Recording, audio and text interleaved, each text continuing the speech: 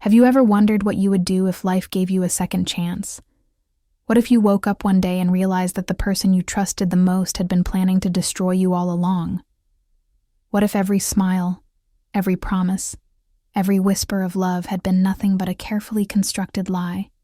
This is the story of Una Park, a woman who lost everything, including her own identity, in a marriage that was nothing but a beautiful illusion. But fate had other plans for her. Stay with me, because this story will change the way you see love, betrayal, and the power of starting over. The rain was falling heavily over Gangnam that November evening when Una collapsed on the marble floor of her own apartment. The cold surface pressed against her cheek, but she barely felt it. Her entire body had gone numb, not from the chill of the floor, but from the words she had just heard through the crack in the study door. Her husband, Min-jun Hwang, was on the phone with his mother, and every word that came out of his mouth felt like a knife carving into her heart. "I told you, Mother. Everything is going according to plan. Once I get her to sign the power of attorney next week, we will have full control of Park Industries. She is so naive. She still believes I married her for love. Can you imagine? A woman her age, still believing in fairy tales. After her father died, she became even easier to manipulate. Her brother Jiwon is the only obstacle, but I have a plan for him too. By this time next year, the Park family fortune will be ours, and Una will be nothing but a forgotten name. We just need to be patient a little longer. The medicine is working. She is getting weaker every day, and she thinks it is just stress. Soon enough, she will not be able to question anything at all." Una pressed her hand against her chest, trying to breathe. Her lungs felt like they were filled with glass shards. 5 years. She had been married to this man for 5 years, and every single day had been a lie. Every morning when he kissed her forehead before leaving for work. Every evening when he told her she was the best thing that had ever happened to him. Every night when he held her and made her feel safe. All of it. Every moment. A calculated performance designed to steal everything she had. She remembered how they met at a charity gala in Seoul. It was 6 years ago now, and her father was still alive, still running Park Industries, with the energy and passion that had made him a legend in the business world. Min-jun had approached her during the cocktail hour, not with the aggressive confidence of men who wanted to impress her with their wealth or connections, but with a gentle curiosity that seemed genuine. He asked about the painting on the wall behind her, a piece by a young Korean artist she had been quietly supporting. He listened when she talked about art. Really listened. With the kind of attention that made her feel like the most interesting person in the room. That night, he walked her to her car and asked if he could see her again. Not for business, not for networking, but because he enjoyed her company. Una, who had spent most of her adult life being approached by men who saw her only as a doorway to her family's wealth, was disarmed by his apparent sincerity. Their courtship was slow and romantic. Min-jun never pushed, never demanded. He remembered small details about her preferences and surprised her with thoughtful gestures. He met her father and earned his cautious approval. He was respectful to her brother Jiwon, even when Jiwon made no effort to hide his suspicion of any man who showed interest in his sister. When Min-jun proposed after 18 months of dating, Una said yes without hesitation. She thought she had found her person, the one who would love her for who she was rather than what she represented. She thought she had finally escaped the loneliness that had haunted her since childhood. How could she have been so blind? After their wedding, things began to change. Subtly at first, so gradually that Una did not recognize the pattern until it was too late. Min-jun suggested that she step back from her position at the company, arguing that she deserved to relax after years of hard work, that a wife should focus on building a home rather than sitting in boring board meetings. He framed it as caring, as wanting her to have a better quality of life, and she believed him. Then came the isolation. Her friends were gradually pushed away, always with reasonable excuses. "She is too materialistic for you. She is just using you for connections. She does not really care about you the way I do. One by one, the people in her life disappeared, until her world had shrunk to the size of their apartment and the occasional family gathering that Minjun could not prevent. Whenever she questioned anything, whenever she expressed doubt or concern, he made her feel like she was the problem. You are too sensitive. You are imagining things. Why do you always have to be so dramatic?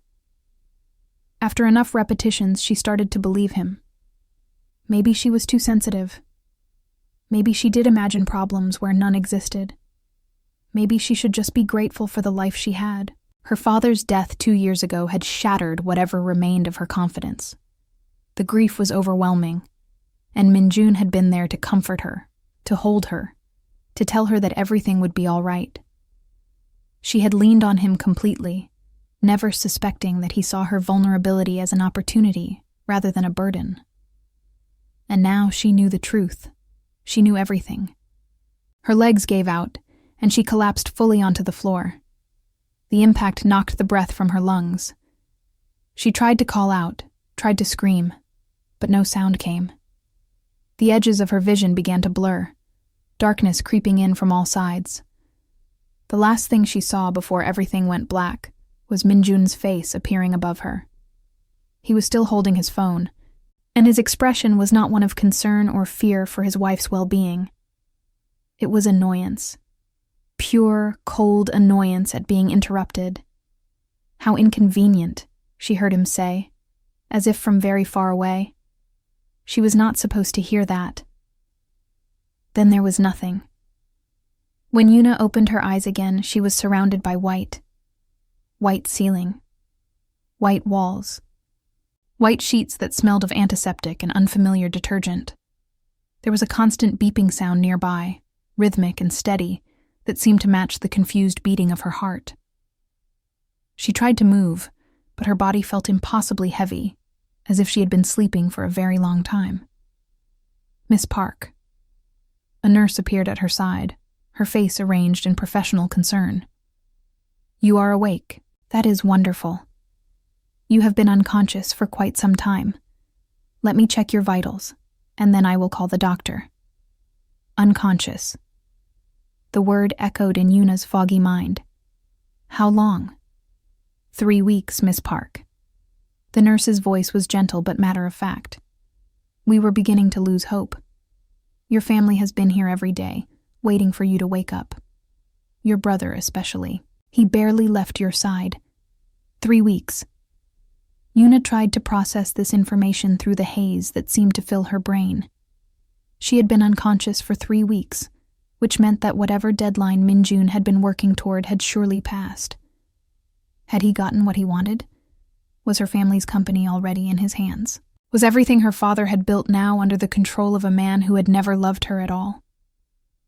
The door opened, and instead of a doctor, her brother Jiwon walked in. He looked like he had aged a decade since she last saw him. His face was pale and drawn, dark circles carved deep beneath his eyes. His usually immaculate suit was wrinkled, his tie missing, his hair uncombed. He looked like a man who had been through a war. When he saw that she was awake, something cracked in his careful composure. He rushed to her bedside, grabbing her hand with both of his, and for a long moment he could not speak at all. Yuna. His voice was rough with emotion. Thank God. I thought I was going to lose you too. After father, I could not bear to. I could not.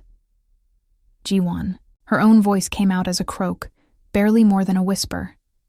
What happened? Where is Minjun? The change in her brother's expression at the mention of that name was immediate and dramatic. The relief and tenderness vanished, replaced by a cold fury that she had never seen in him before.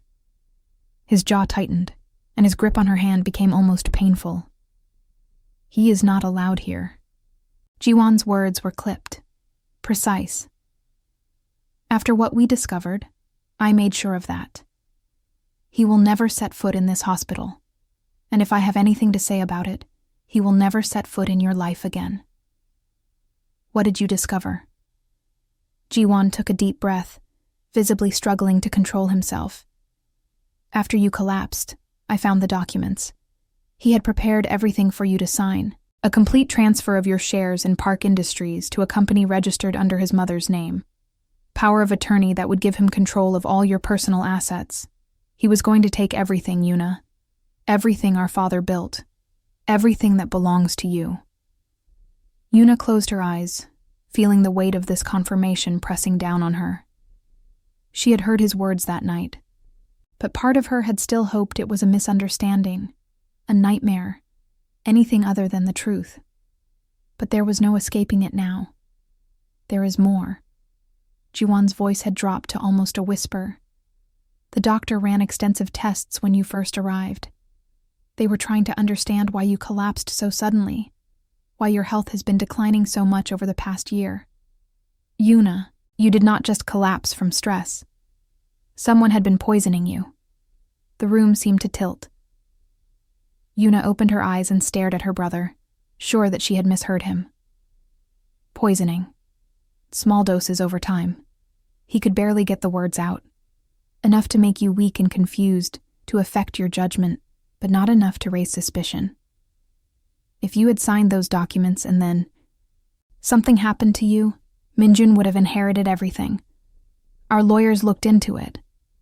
Under the terms of your marriage, with the power of attorney in place, he would have had legal claim to your entire estate. The full horror of it washed over her like ice water. Minjun had not just been lying to her. He had not just been manipulating her.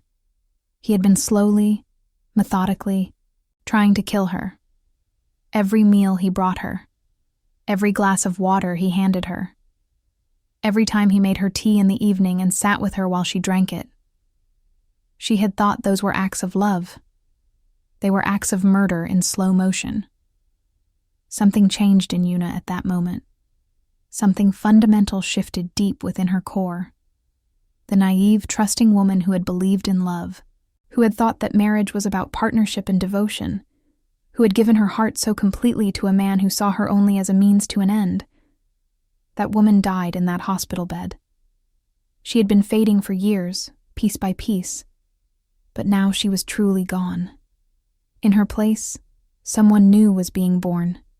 Someone who would never be deceived again. Someone who would fight for what was hers. Someone who would make Minjun pay for every lie, every manipulation, every drop of poison he had put in her body. When can I leave this hospital? Jiwon looked startled by the calm in her voice, the steel that had replaced the fear.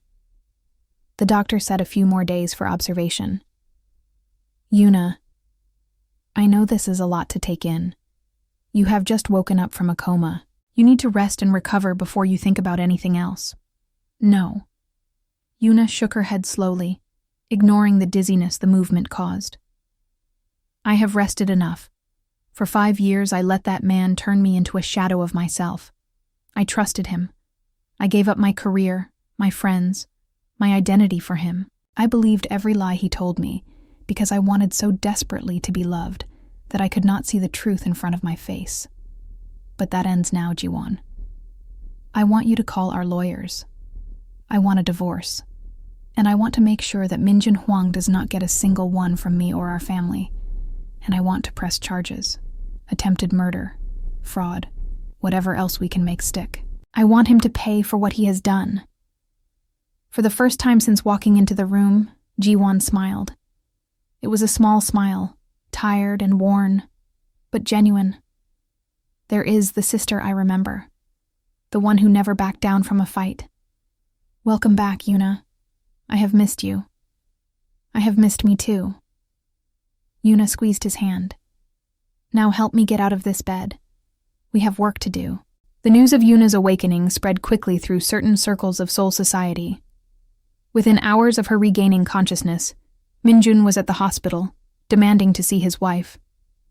The nurses told him that only immediate family was allowed in her room. He insisted that he was her husband, that he had every right to see her.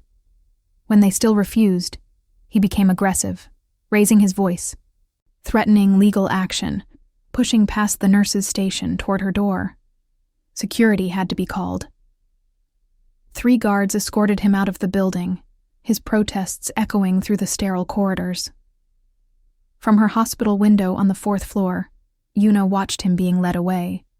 He was struggling against the guards, his face twisted with rage, his expensive suit disheveled, his carefully maintained image crumbling.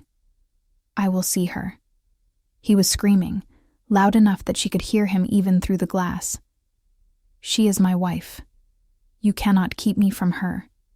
Yuna, I know you can hear me. This is all a misunderstanding. You have to let me explain. Yuna." She watched until he was pushed into his car and drove away. She did not feel the fear she expected to feel. She did not feel the sadness that seemed appropriate. All she felt was a cold, clear determination. He had almost destroyed her. Now it was her turn. The divorce proceedings began as soon as Yuna was discharged from the hospital. She had spent the remaining days of her hospital stay working with lawyers, reviewing documents, building her case. By the time she walked out of those doors, she was not the broken woman who had collapsed 3 weeks earlier. She was a warrior preparing for battle. Minjun tried everything to stop the divorce. He played the concerned husband, telling anyone who would listen that Yuna was suffering from delusions caused by her illness, that she had always been emotionally fragile, that he only wanted to help her get the treatment she needed. He produced witnesses, acquaintances he had cultivated over the years, who swore that he had been a loving and devoted partner. He had his mother give tearful interviews to entertainment news outlets, painting Yuna as an unstable heiress who was throwing away her marriage over imaginary grievances. But Yuna had evidence. Real, concrete, undeniable evidence. She had bank records showing systematic transfers to accounts controlled by Minjun's family. Hundreds of transactions over 5 years, each one small enough to avoid triggering alerts, but together adding up to nearly 2 billion won that should have been hers. She had medical reports documenting the specific toxins found in her system, along with expert testimony explaining how they could have been administered without her knowledge, and the long-term damage they had caused to her body. She had security footage from their apartment building that showed Minjun meeting with individuals who, under investigation, turned out to have connections to illegal pharmaceutical suppliers. And most damning of all, she had the recording. Jiwon had found it on the digital backup of their home security system, which Minjun apparently did not know existed. It was the very conversation Yuna had overheard before she collapsed, captured in perfect clarity. Every word of his plan laid bare for the court to hear. The hearing was held in the Seoul family court on a cold December morning, exactly 1 month after Yuna had woken from her coma. The courtroom was packed with spectators, journalists, and curious members of high society who had heard whispers about the case and wanted to witness the drama firsthand. Minjun showed up in his most expensive suit, looking confident and charming as always. His lawyers were the best that money could buy, and he clearly believed he would walk away from this with at least half of everything, possibly more if he could convince the judge that Yuna was mentally unstable. Your Honor. Yuna's lawyer, a woman named Ms. Cho, who had built her reputation on cases exactly like this one, addressed the court with practiced authority. We are presenting evidence that Mr. Huang entered this marriage with fraudulent intentions. Over the course of 5 years, he systematically isolated my client from her family and friends. He convinced her to abandon her career. He gained access to her personal finances and began siphoning funds. And most seriously, medical evidence suggests that he was actively harming her health, which we believe was a prelude to her eventual death and his inheritance of her entire estate. The courtroom buzzed with whispered reactions. The judge called for order, and the presentation of evidence began. They started with the financial records, screen after screen showing the transfers, the fake companies, the paper trail that led directly to Minjun and his mother. Then came the medical testimony, doctors explaining in clinical detail exactly what had been done to Yuna's body and the long-term effects she would suffer because of it. Then came the witness testimonies, former employees of the Huang family business who had seen suspicious activities, neighbors who had noticed changes in Yuna's health over the years, and finally, the recording. The courtroom fell completely silent as Minjun's voice filled the space. Every word of his plan, every expression of contempt for his wife, every calculation about how to steal her fortune and dispose of her. The mask he had worn so carefully for years was stripped away completely. When the recording ended, the judge looked at Minjun with barely concealed disgust.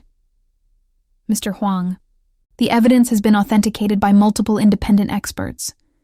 Do you have anything substantial to say in your defense?" Minjun's lawyers were whispering urgently to him, but he pushed them away and stood up. His face had gone pale during the presentation of evidence, but now spots of angry color were appearing on his cheeks. His hands were shaking. "This is fake," his voice cracked as he spoke. "She fabricated all of this because she is jealous of my success. I gave up everything to be with her, and this is how she repays me.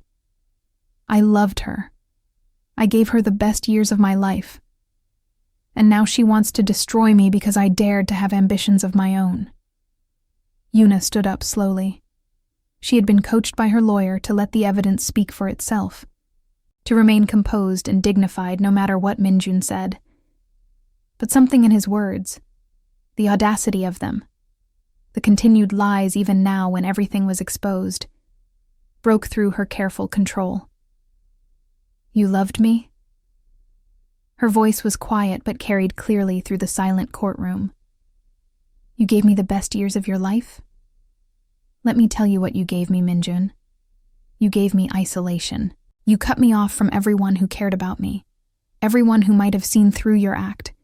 You gave me self-doubt. You made me question my own perceptions, my own memories, my own worth. You gave me poison, literal poison, in my food, in my drinks, in my body. You gave me 5 years of my life that I will never get back. 5 years of believing I was loved, when I was actually being murdered in slow motion." She walked toward him, ignoring the murmurs from the gallery. "You never saw me as a person, Minjun. You saw me as a bank account with a heartbeat. An obstacle between you and my family's money. And when I became inconvenient, when you thought you had extracted everything useful from me, you decided to dispose of me like garbage." She was standing directly in front of him now, close enough to see the sweat beading on his forehead, the panic behind his eyes. "But you made a mistake. You underestimated me. You thought I was too weak, too naive, too desperate for love to ever fight back. And for a long time you were right. But not anymore. I survived you, Minjun, and now I am going to make sure you never do this to anyone else." She turned to the judge. "Your Honor, I am not asking for anything that was his. I only want back what was mine before I made the mistake of trusting him, and I want the court to recognize his crime so that he cannot do this to another woman. There must be consequences for what he has done." The verdict came 3 weeks later, on Christmas Eve. The timing felt appropriate to Yuna, like a gift from the universe. The divorce was granted immediately. Minjun was ordered to return all assets he had obtained during the marriage, to pay substantial damages for fraud, emotional distress, and physical harm. He was banned from approaching Yuna, her brother, or any member of her family. His assets were frozen pending a separate criminal investigation for the poisoning, and his mother was also charged as an accomplice. The criminal trial would come later, but for now, Yuna had what she needed most: freedom. As she walked out of the courthouse into the cold December air, snowflakes beginning to fall around her, she felt the tension of the past months finally begin to release. She was not whole. She was not healed. The damage that had been done to her body and her heart would take years to fully address. But she was free. "What now?" Jawan asked, walking beside her, holding an umbrella over them both. Yuna tilted her face up to the gray sky, letting a few snowflakes land on her cheeks. "Now I rebuild. I spent 5 years disappearing.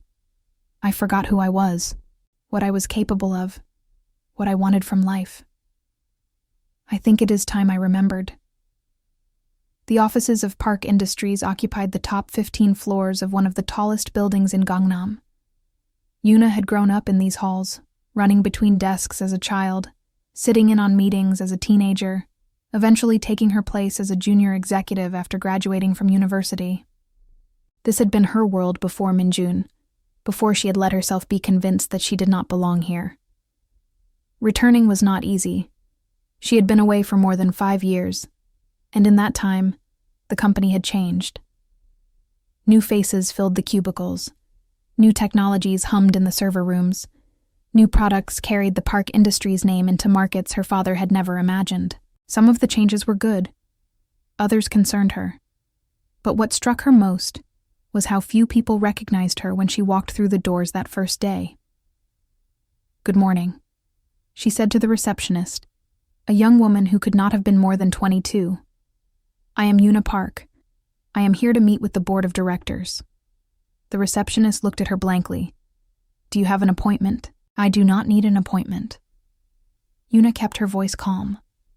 "I am one of the primary shareholders. My brother is the CEO. This company was founded by my father." The young woman looked skeptical, but she picked up her phone and called upstairs. A few minutes later, Jiwon himself came down to escort her to the executive floor. "I am sorry about that," he said as they waited for the elevator. "Most of the staff does not know you. It has been a long time. It has been too long." Yuna agreed. "But I am here now, and I intend to stay." The board meeting that followed was tense. Some of the members remembered Yuna from before, when she had been a promising young executive with innovative ideas and a tireless work ethic. Others only knew her as the reclusive heiress who had married badly and nearly lost everything. They were cautious, diplomatic, but she could see the doubt in their eyes. She spent the entire meeting listening, asking questions, taking notes. She did not try to assert authority she had not yet earned. She did not demand a position she was not ready to fill. She simply showed up, paid attention, and made it clear that she was serious about being involved again.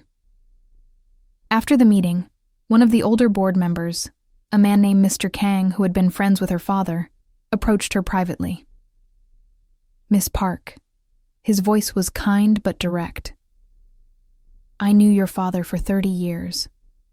He built this company from nothing, and he always believed you were the one who would carry it forward. When you left, it broke his heart. But he never stopped believing in you." Yuna felt tears prick at her eyes. "I let him down. I let everyone down." Mr. Kang shook his head. "You were deceived by a skilled manipulator. That does not make you weak. It makes you human. The question is not what happened in the past. The question is what you will do now.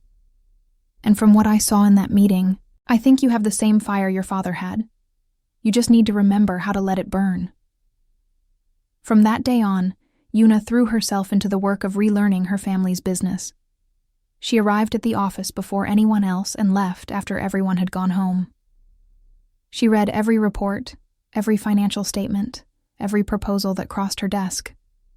She sat in on meetings she was not required to attend, learning the dynamics of the current leadership, identifying strengths and weaknesses, understanding where the company was thriving and where it was vulnerable. She also started exercising again, something she had neglected during her marriage. She found a gym near the office and began going every morning before work. The physical exertion helped clear her mind, gave her an outlet for the anger and grief that still simmered beneath her composed surface. She grew stronger, both physically and mentally, week by week.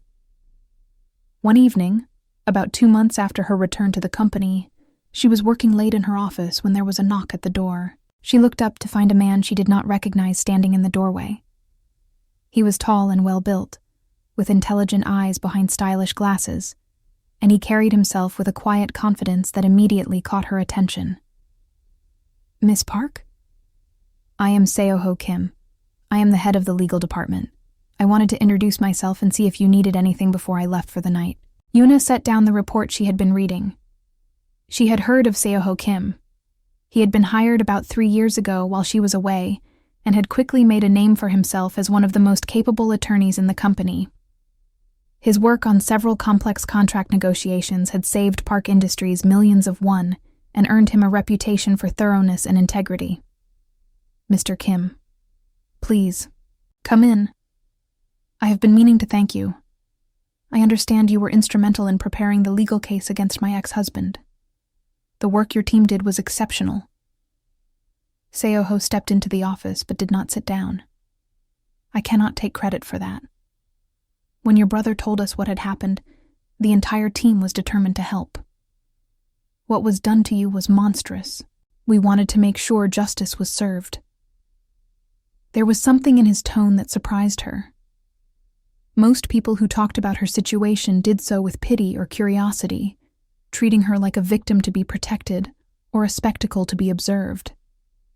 But Seoho spoke with straightforward respect, as if he were addressing a colleague who had overcome a professional challenge rather than a woman who had barely survived an attempt on her life. "I appreciate that more than you know." Yuna gestured to the chair across from her desk. "Please, sit for a moment. I could use a break from these reports." They talked for over an hour that evening. Seoho told her about the legal department's current projects, the challenges they were facing with international regulations, the opportunities he saw for streamlining certain processes. Yuna found herself genuinely engaged, asking questions, offering perspectives, even laughing at a few of his dry observations about corporate bureaucracy. When they finally looked at the clock, it was nearly 10 o'clock at night. "I should let you go," Yuna said, surprised at how quickly the time had passed.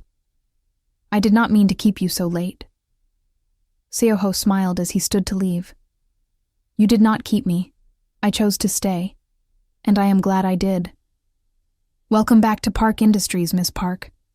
I think great things are going to happen with you here." After he left, Yuna sat alone in her office, thinking about the conversation. For 5 years, she had been isolated, cut off from meaningful interaction with anyone except Minjun and his carefully selected circle. She had forgotten what it felt like to talk to someone who saw her as an equal, who listened to her ideas and offered his own without agenda or manipulation. It felt good. It felt like coming back to life. Over the following months, Yuna continued to prove herself at Park Industries. She spearheaded a new initiative to expand into the Southeast Asian market, a project that her father had dreamed of, but never had the chance to pursue. She championed a comprehensive review of employee benefits, arguing that investing in workers' well-being would pay dividends in loyalty and productivity. She rebuilt relationships with board members who had doubted her, earning their respect through competence and dedication.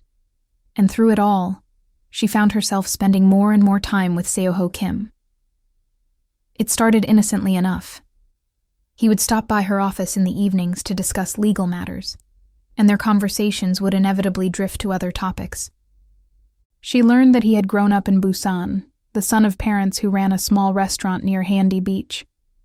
He had worked his way through law school without family connections or inherited wealth, studying late into the night while working part-time jobs to pay his tuition. He had chosen to join Park Industries because he believed in the company's mission and saw an opportunity to do meaningful work.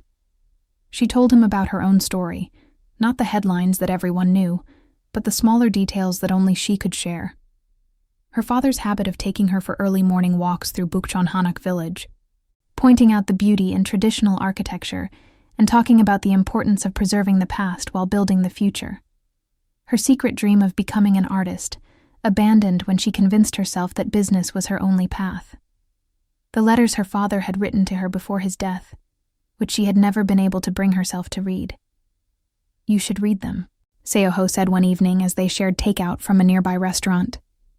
They were in her office, the city lights glittering through the windows, work forgotten on the desk between them. "Whatever your father wanted to say, it might be exactly what you need to hear." "I am afraid," Yuna admitted.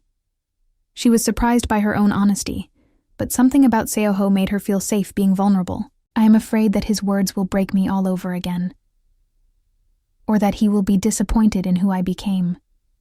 From everything I have heard about your father, he loved you unconditionally." Seoho's voice was gentle. "Whatever is in those letters, it comes from that love. Maybe instead of fearing his words, you could see them as a gift. One last conversation with someone who believed in you completely. That night, Yuna went home and found the box of letters in the back of her closet. It was dusty, untouched since she had moved it from her parents' house after her father's funeral. Her hands trembled as she opened it, revealing a stack of envelopes addressed to her in her father's familiar handwriting. She chose one at random and began to read. "My dearest Yuna," the words blurred through her tears. "If you are reading this, it means I am no longer there to say these things in person. But I want you to know that of all the things I built in my life, you are my greatest achievement. Not the company, not the buildings with my name on them, not the deals that made headlines.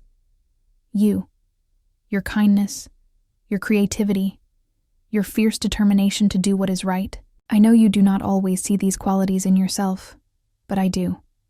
I see them every day, in every choice you make. And I hope that one day you will find someone who sees them too. Someone who loves you for exactly who you are, not for what you can give them. That is my only wish for you, my daughter, to be loved the way you deserve to be loved." Yuna cried for hours that night.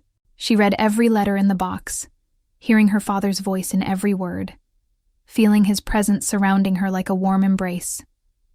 He had written about his hopes for her future, his pride in her accomplishments, his faith that she would overcome any obstacle life placed in her path.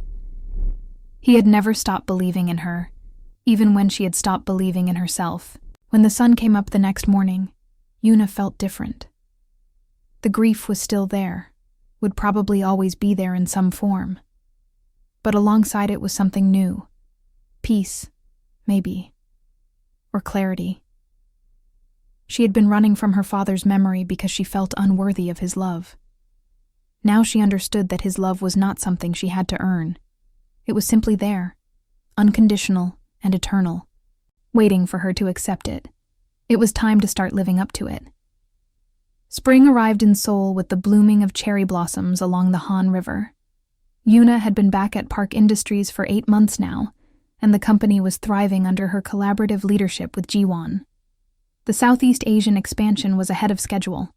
The employee initiatives had boosted morale and productivity. Stock prices were at an all-time high, and industry publications were writing glowing profiles about the remarkable Park siblings who had transformed tragedy into triumph. But Yuna's personal life remained cautious. The scars from her marriage to Minjun had not fully healed, and she was terrified of opening herself up to that kind of pain again. She had learned not to trust her own judgment when it came to matters of the heart. Seoho had been patient. He never pushed, never demanded, never made her feel pressured. He was simply there, a constant presence that she had come to rely on, more than she wanted to admit. Their late-night conversations had become a ritual she looked forward to all day. Their lunches together had expanded from occasional occurrences to a standing appointment. And somewhere along the way, she had started noticing things she had been too guarded to see before. The way his eyes crinkled when he laughed. The way he remembered small details about her preferences without being asked. The way he treated her with respect and consideration. Not because he wanted something from her, but simply because that was who he was. She was falling in love with him. And the realization terrified her. It was during the company's annual charity gala, the same event where she had first met Minjun, that everything changed. The venue was a grand hotel ballroom, transformed for the evening into an elegant wonderland of flowers, candlelight, and soft music.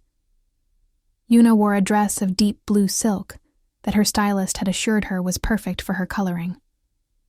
She moved through the crowd with practiced grace, greeting investors, thanking donors, performing the social rituals that such events required. But throughout it all, she was aware of Seoho watching her from across the room.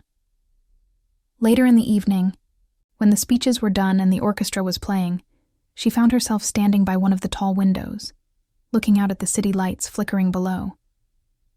She was thinking about the last time she had been at an event like this, 6 years ago, when a charming stranger had approached her and turned her life upside down. Would she ever be able to attend these functions without remembering, without being afraid? "You look beautiful tonight." Seoho's voice came from behind her, and she turned to find him standing close, the warmth in his eyes unmistakable. "But you also look like you are thinking too hard. What is on your mind?" "Memories," Yuna admitted. "I met Minjun at an event just like this one. Sometimes I wonder if I will ever be able to trust anyone again. What if I am wrong again? What if I make the same mistake twice?" Seoho was quiet for a long moment, his expression thoughtful. When he spoke, his voice was gentle but firm. "Yuna, what happened to you was not your fault. You trusted someone who deliberately exploited that trust. That says something about his character, not about yours.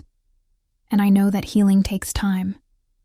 I am not asking you for anything. I am not trying to rush you into anything you are not ready for. I just want you to know that not everyone is like him. Some people are exactly who they appear to be. And who are you, Seoho?" The question came out before she could stop it. "Who are you really?" He looked at her with those warm brown eyes that had become her anchor over the past months. "I am someone who thinks you are the most remarkable woman I have ever met. Someone who looks forward to our conversations more than any business deal or career achievement. Someone who sees you, all of you, the strength and the vulnerability, the confidence and the fear, and admires every part." He paused, taking a breath as if steeling himself. "I am someone who has fallen in love with you, Yuna, even though I know you might not be ready to hear that. Even though I know you might never feel the same way. I needed you to know." The world seemed to narrow to just the two of them, standing in a bubble of candlelight while the party swirled around them unnoticed. Yuna felt her heart racing, felt the familiar urge to run, to protect herself, to put up the walls that had kept her safe since her divorce. But she also felt something else, something that had been growing quietly in the background of all their conversations, all their shared meals, all the moments when he had shown her kindness without expecting anything in return. She felt hope. "I am scared," she whispered, the words barely audible over the music.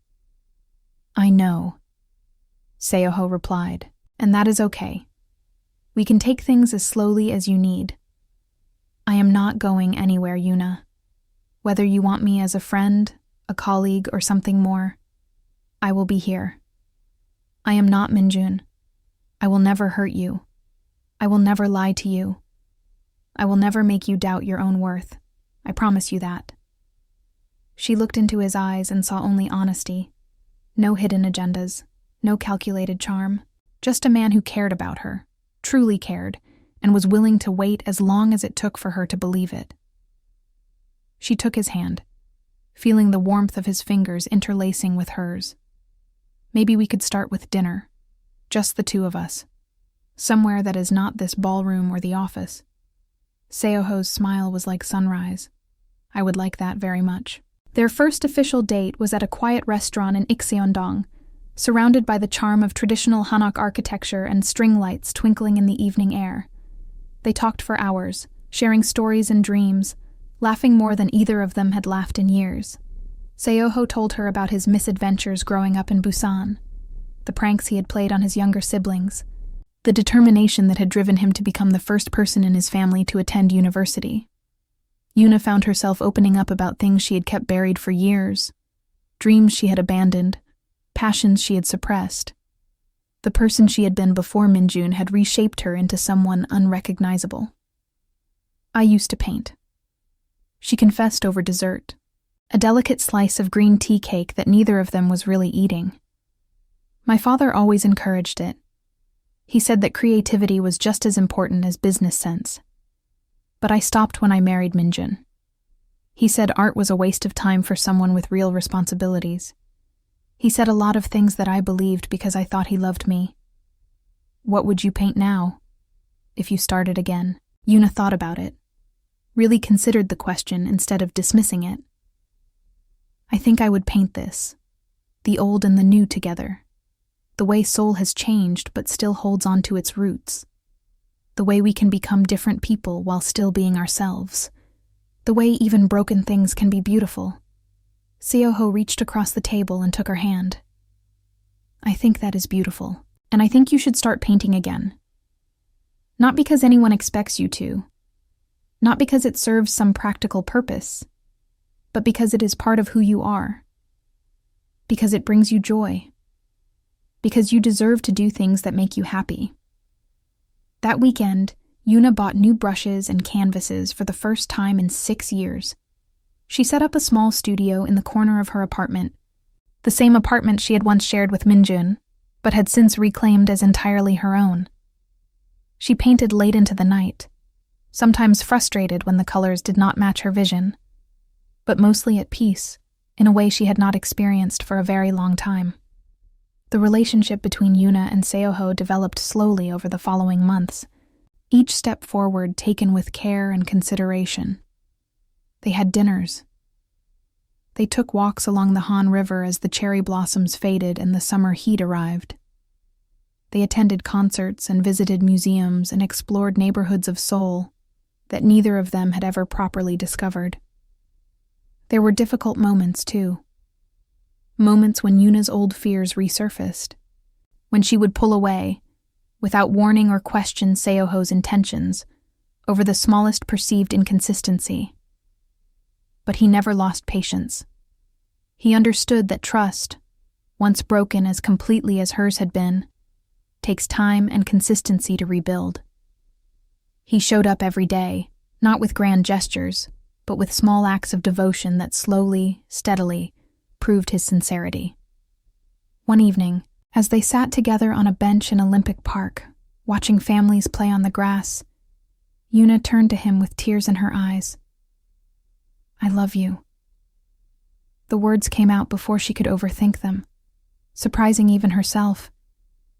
I did not think I could feel this way again. I thought that part of me was dead, that Minjun had killed it along with everything else.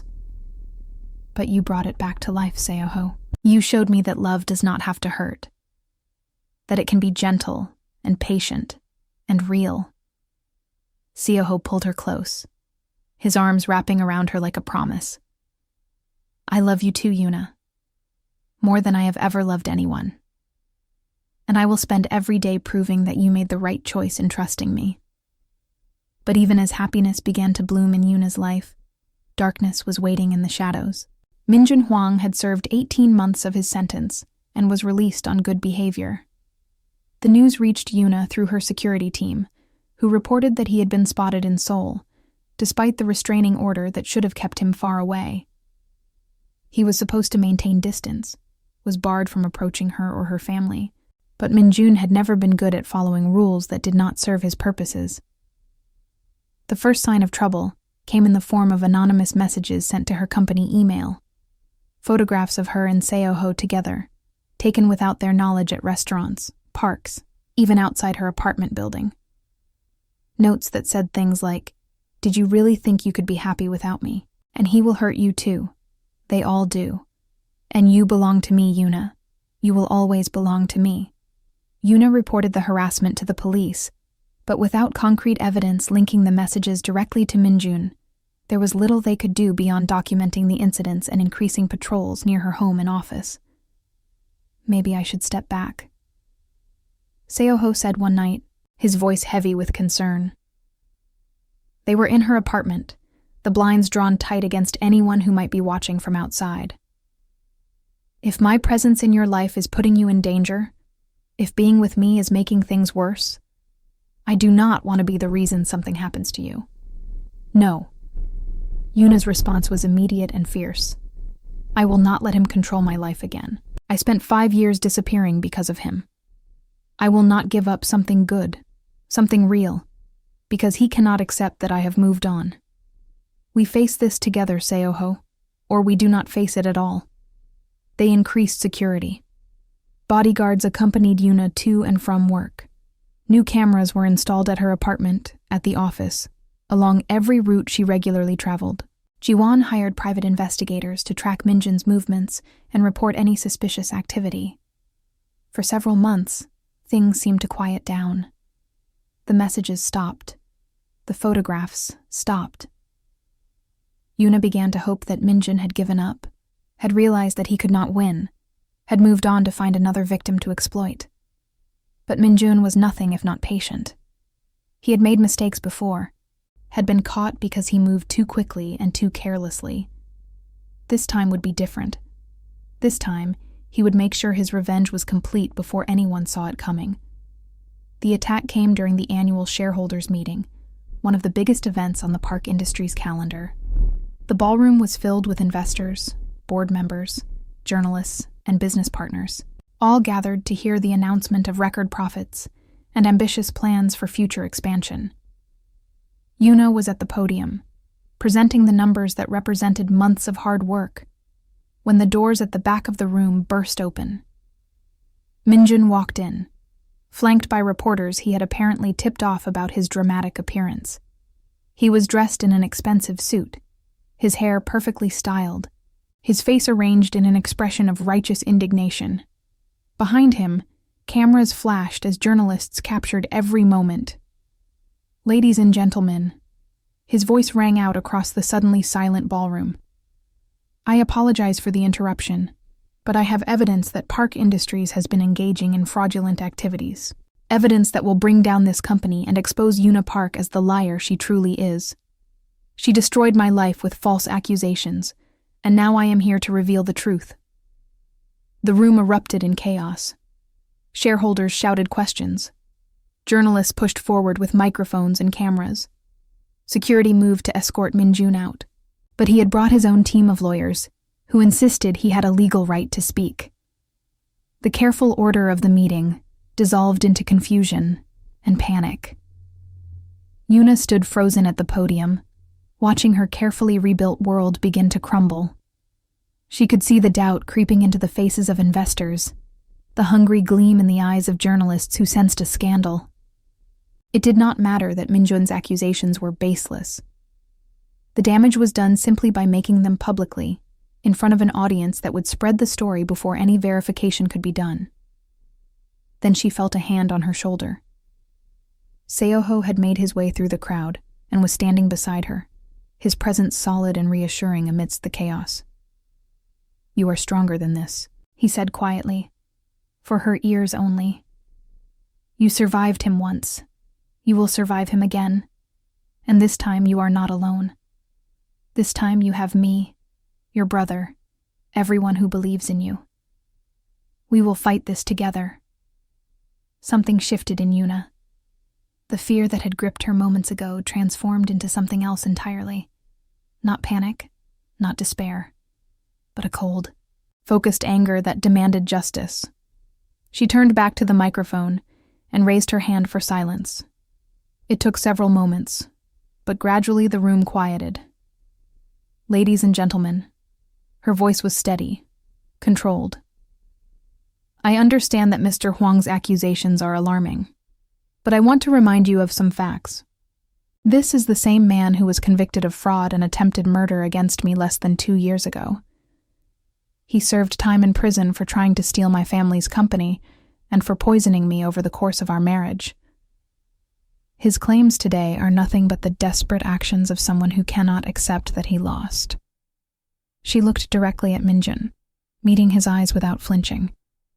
"I invite any regulatory body, any independent auditor, any investigative journalist to examine our records thoroughly. Park Industries has nothing to hide. Unlike Mr. Huang, I believe in transparency." She turned back to the audience. "Now, if security could please escort Mr. Huang from the premises, we have a shareholders' meeting to complete."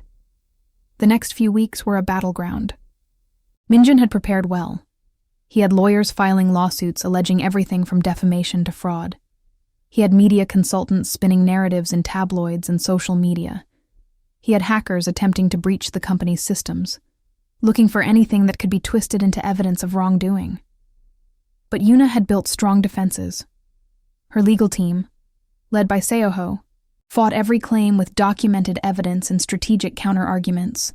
Her IT department blocked every attempted breach and traced the attacks back to their sources. And the investigators Ji-won had hired finally found what they needed, proof that Minjun had been planning this assault for months, coordinating with former associates, paying witnesses to fabricate testimony, even approaching disgruntled former employees who might be willing to lie for money. The final confrontation happened not in a courtroom, but in the lobby of Park Industries itself. Minjun had arrived demanding a meeting with Yuna. His lawyers had sent official requests, claiming he wanted to discuss a settlement. Yuna could have refused, could have let security turn him away, could have continued fighting through proxies and paperwork, but she was tired of hiding, tired of being afraid, tired of letting this man have power over her life. She agreed to see him, but she set the terms. Minjun walked into the conference room expecting to find her alone and vulnerable, the isolated woman he had spent years creating. Instead, he found Yuna sitting at the head of a long table, flanked by Seoho, Jiwan, and a team of lawyers. Behind them, a large screen displayed a comprehensive presentation of evidence, emails showing his conspiracy, phone records proving his communications with paid witnesses, financial transactions funding his attacks, and testimony from informants who had agreed to cooperate in exchange for immunity. "It is over, Minjun." Yuna's voice was calm, almost gentle. "You can continue this fight if you want, but you will lose. You have already lost. The only question is how much more of your life you want to waste before you accept that." Minjun's face contorted with rage. He looked around the room, searching for some advantage, some weakness he could exploit. But there was nothing. "You think you have won?" He spat the words. "You think you can just walk away and live happily ever after? I made you who you are, Yuna. Without me, you were nothing but a sad little rich girl playing at business. Everything you have accomplished, is because of me." "No." Yuna stood up, looking directly into the eyes of the man who had nearly destroyed her. "Everything I have is because of me. Because I refused to give up, even when you tried to kill me. Because I found the strength to fight back, even when you had taken everything else. You did not make me, Minjun. You almost broke me. But broken things can be mended, and I have built myself back stronger than I ever was before." She walked toward him, not with fear, but with the confidence of someone who had finally, completely, reclaimed her power. "So thank you. Thank you for being such a terrible husband that I had no choice but to become a better version of myself. Thank you for showing me exactly what love is not, so that I could recognize it when I finally found it. Now get out of my building, get out of my city, and get out of my life. Because if you ever come near me or anyone I love again, I will use every resource I have to ensure you spend the rest of your life in prison. And we both know I am capable of it." Security escorted Minjun out of the building, while he screamed threats that no one listened to anymore. Later that day, he was arrested on new charges of conspiracy, witness tampering, and violation of his parole conditions. This time, the sentence would not be so lenient. Yuna watched from her office window as the police car pulled away, taking Minjun out of her life for good. She felt Seoho come up behind her, felt his arms wrap around her waist. "It is really over," she said softly. "It is really over." He agreed. "How do you feel?" She considered the question. For so long, she had been defined by what Minjun had done to her. The abused wife, the poisoned woman, the victim who somehow survived. But standing here now, watching him disappear into the distance, she realized that definition no longer fit. "I feel free," she said finally. "I feel like my life finally belongs to me again." 1 year later, on a perfect autumn day when the maple trees were blazing with red and gold, Yuna stood in the garden of a traditional Hanok estate outside Jeonju. She wore a beautiful white hanbok embroidered with delicate chrysanthemums, her hair adorned with a traditional ornament that had belonged to her grandmother. The air was crisp and clean, carrying the scent of fallen leaves and the distant sound of temple bells. Seoho waited for her at the ceremony space, looking more handsome than she had ever seen him in his own formal attire. Beside him stood Jiwon, serving as best man. Behind them, rows of chairs held the people who had supported Yuna through the darkest chapter of her life. Colleagues and friends, board members who had become allies, even Mr. Kang, who had tears streaming unashamedly down his weathered face.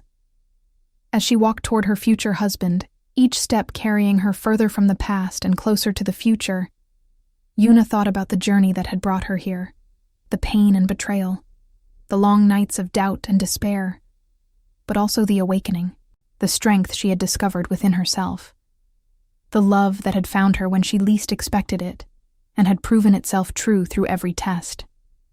She had been given a second chance at life, and she had not wasted it. The ceremony was beautiful in its simplicity. Traditional vows were exchanged under the autumn sky. Bows were performed with solemn grace. Blessings were offered by elders whose words carried the weight of generations. And when Seoho lifted her veil and looked at her as if she was the most precious thing in the world, Yuna finally understood what her father had written in those letters all those years ago. She had found someone who loved her for exactly who she was. Someone who saw all of her, strengths and flaws, confidence and fear, and chose her anyway. Not for her money or her company or anything she could give him, but simply for her. At the reception, speeches were made and tears were shed, and laughter rang out across the gardens as the sun set behind the mountains. Jiwon raised his glass and spoke about the sister he had always admired, the strength she had shown in rebuilding her life, and the brother-in-law, who had proven himself worthy of her 1,000 times over. To Yuna and Seoho, he said, his voice thick with emotion, "May your love continue to grow. May you face whatever challenges come with courage and grace. And may you always remember that you are not alone. You have a family that will stand beside you through anything." Later that night, as the celebration wound down and guests began to leave, Seoho found Yuna standing alone by a window, looking out at the moonlit garden. "What are you thinking about?" he asked, wrapping his arms around her from behind. "Everything." She leaned back into his embrace. 3 years ago, I was lying in a hospital bed, wondering if I would ever feel anything besides pain and betrayal again. And now I am here, married to the man I love, surrounded by people who believe in me. It does not seem real. It is real. He turned her around to face him. And this is just the beginning. We have so many years ahead of us, so many memories to create, so much love to share. Yuna reached up and touched his face, memorizing the way he looked in this moment. "I love you, Seoho Kim. I love the way you challenge me to be better. I love the way you believe in me even when I doubt myself. I love the way you waited for me, however long it took, without ever making me feel pressured. I am so grateful that you are mine, and I love you, Yuna Kim." He kissed her forehead gently. "I love your courage and your kindness. I love your determination and your creativity. I love the way you fight for what you believe in and care so deeply about the people around you. Being your husband is the greatest honor of my life." They stood there for a long moment, holding each other as the moon rose higher and the first stars appeared. Two people who had found each other against all odds, who had chosen to build a life together despite the scars they both carried, who believed in happy endings, not because life was a fairy tale, but because they were willing to work for it every single day. The years that followed were filled with joy that Yuna had once believed was impossible. They bought a house in a quiet neighborhood, a traditional hanok that they renovated together, preserving its historic character while adding modern comforts. They filled it with art, some purchased from galleries, some painted by Yuna herself in the studio they built for her on the second floor. They created a garden where peonies bloomed in spring and chrysanthemums in fall, and where they spent countless evenings sitting together, talking about everything and nothing. 3 years after the wedding, they welcomed their first child, a daughter they named Minji, after the plum blossom that blooms in winter, a symbol of resilience and beauty in the face of hardship. Yuna often sat in the nursery watching her daughter sleep, marveling at the path that had led her here. The young woman who had once been so easily manipulated, so desperate for love that she had accepted its counterfeit, had become someone entirely different. A successful leader, a beloved wife, a mother who would teach her daughter to know her worth and never settle for less. She thought often about writing a letter of her own, something Minji could read when she was older. She wanted to tell her daughter about the grandmother she never met, about the struggles and victories that had shaped her family, about the importance of trusting yourself even when the world tells you otherwise. But most of all, she wanted to tell her that love, real love, was worth waiting for, worth fighting for, worth believing in, even after everything. One day, when Minji was 5 years old, Yuna held her first public art exhibition. The gallery in Samcheongdong was filled with people from all parts of her life, colleagues and friends, family members and fellow artists, even some who had doubted she would ever rise from the ashes of her first marriage. The centerpiece of the exhibition was a large canvas titled Second Spring. It showed a woman standing at the edge of a cliff, looking out at a valley filled with blooming flowers. Behind her, the path was dark and thorny, but before her stretched a landscape of infinite possibility, painted in the warm colors of hope. Art critics praised the work's emotional depth and technical skill. But for Yuna, the true value of the painting was personal. It was her journey, rendered in oil and canvas, a testament to the power of resilience, a reminder that no matter how harsh the winter, spring always returns. At the exhibition's opening, Minji tugged at her mother's hand and pointed at the centerpiece. "Mommy, why is the lady in the painting alone?" Yuna knelt down to her daughter's level, brushing a strand of hair from her face. "She is not alone, sweetheart. Even though you cannot see them in the picture, she has people who love her waiting in that valley. Sometimes the most important people in our lives do not show up until we have the courage to take the first step toward them." Minji nodded seriously, processing this in the way that children do. "Like how you found Daddy?" "Exactly like that." Yuna pulled her daughter into a hug. "I found Daddy when I was brave enough to leave the dark path and walk toward the light. And having him, and having you, is the greatest gift of my life." Across the room, Seoho watched his wife and daughter with a heart overflowing with gratitude. He had his own memories of the journey, the late nights in her office, the patient waiting, the joy of watching her transform from a wounded survivor into a thriving woman who had reclaimed every piece of herself. He walked over and lifted Minji onto his shoulders so she could see the paintings better. "Look at all the beautiful things your mom created, Princess. One day, maybe you will be an artist too. Or a business leader like Mommy," Minji declared with the confidence of youth. "Or a lawyer like Daddy. Or maybe a doctor or a pilot or an astronaut." Seoho laughed, the sound warm and genuine. "You can be anything you want. That is the beauty of life. You get to write your own story." Yuna stood and leaned into her husband's side, feeling his arm wrap around her automatically, naturally, the way it always did. She looked around the gallery at the paintings that represented years of her life, at the people who had supported her through everything, at the family she had built from the ruins of her past. This was her story. Imperfect and painful at times, but ultimately beautiful. She had been given a second chance, and she had made it count. 10 years after her divorce from Minjun, Yuna stood at the podium of an international conference on domestic abuse awareness. The audience filled a vast convention center, thousands of survivors, advocates, policymakers, and concerned citizens gathered from around the world. "My name is Yuna Kim." Her voice was steady, practiced, but still carried the emotion of someone speaking from the heart. "And I am a survivor. 10 years ago, I was married to a man who tried to steal everything from me.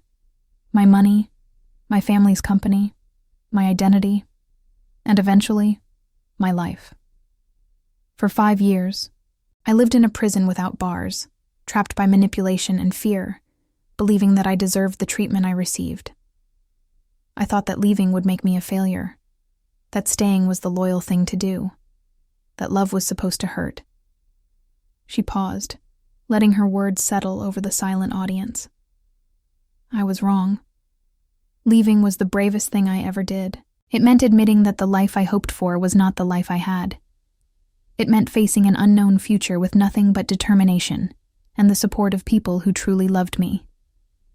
It meant starting over when everything in me was exhausted. But I am here to tell you that starting over is possible. There is life after abuse, and it can be more beautiful than anything you imagined. She spoke for an hour, sharing the details of her story without flinching. The manipulation, the isolation, the slow poisoning that had nearly killed her, but also the awakening, the fight, the rebuilding, the love she had found when she least expected it. I am not standing here because I am special, she concluded. I am standing here because I was fortunate enough to have resources that many survivors do not. A supportive family, financial independence, access to excellent legal representation. That is why I have dedicated part of my life to ensuring more women have those same opportunities. Because every woman deserves to be free. Every woman deserves to be safe. Every woman deserves a second spring. The applause seemed to go on forever. Afterward, hundreds of people approached her, some with tears streaming down their faces, some clutching photographs of their own loved ones who had not been as fortunate. Yuna listened to every story, offered what comfort she could, connected them with the resources her foundation provided. When she finally returned to her hotel room that evening, exhausted but fulfilled, Seoho was waiting for her. You were amazing, he said, pulling her into his arms. I am so proud of you. She rested her head against his chest, listening to the steady rhythm of his heart. I just hope I helped someone. If even one person finds the courage to leave, if even one life is saved because of something I said, then it was worth all of it. You help people every day, he reminded her. The foundation you started has supported thousands of women. The programs you funded have changed laws in 3 countries. You have made a real difference in the world. She smiled, remembering the frightened woman she had been, so desperate for validation that she had accepted crumbs when she deserved a feast. That woman felt like a stranger now. Yet she was also the foundation upon which everything had been built. Without the darkness, Yuna might never have found the light. Do you ever think about him? Seoho asked quietly. Minjun? Sometimes, Yuna admitted. Not with anger anymore. More with a kind of sad wonder. He had so much potential. Intelligence. Opportunity. People who wanted to help him. But he chose to use his gifts for destruction instead of creation. I wonder what happened to him that made him that way, what wound he was trying to fill by taking from others. That is generous of you, to find compassion for someone who hurt you so badly. It is not generosity. She shook her head. It is acceptance. I cannot change what he did. I cannot change who he is. But I can choose how much space he occupies in my thoughts. And I have decided he does not deserve any more of my energy. My life is too full of good things now. She looked up at him. This man who had shown her what real love could be. Take me home, Seoho. I want to see our daughter. I want to sleep in our bed. I want to wake up tomorrow in our house, in our life, and be grateful for every moment. Home, he agreed, pressing a kiss to her forehead. Let us go home. Years passed, as years do, bringing changes and challenges, and countless moments of ordinary joy. Minji grew from a curious child into a confident young woman who carried the best of both her parents, her mother's determination and her father's steady kindness. The company continued to thrive. The foundation expanded its reach, and Yuna kept painting, kept speaking, kept fighting for those who did not yet have the strength to fight for themselves. On her 60th birthday, surrounded by family and friends in the garden of the home she had built with Seoho, Yuna reflected on the journey that had brought her here. She thought about her father, whose letters still sat in a box by her bedside, their pages worn from rereading. She thought about her mother, who had passed peacefully 5 years earlier, surrounded by everyone who loved her. She thought about Jiwon, now a grandfather himself, still her closest ally in business and in life. She thought about Minji, brilliant and compassionate, carrying the family legacy forward into a new generation. And she thought about Seoho, her partner, her protector, her person, the man who had waited for her, believed in her, loved her through everything. He was sitting beside her now, his hair gray at the temples, but his eyes still holding that same warmth that had captured her heart so many years ago. "What are you thinking about, love?"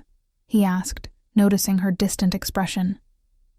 "I am thinking about second chances," she replied, "about how terrifying it is to take them, and how grateful I am that I did." He took her hand, the same way he had taken it countless times over the decades they had shared. "I am grateful too," he said, "every day, for every moment we have had together." She looked around at the gathering, at the faces of people she loved, at the life she had created from the ashes of one that nearly destroyed her. The sun was setting behind the mountains, painting the sky in shades of gold and pink, and somewhere in the distance, the first stars were beginning to appear. This was her story, not the one she had planned, not the one she had expected, but the one she had fought for, the one she had earned, the one she was grateful for every single day. And as she sat there, surrounded by love, she knew one thing with absolute certainty. It had been worth it. Every tear, every fear, every moment of doubt. Worth it for this, for them, for the life she had built. Second Spring had been beautiful beyond anything she could have imagined, and she would cherish it, every moment for the rest of her days. This is not really the end, she thought, as the party continued around her. This is just another beginning. And with that thought warming her heart, Yuna smiled, raised her glass to the sky, and silently thanked whatever force in the universe had given her another chance. She had made the most of it, and that was all any of us could hope to do.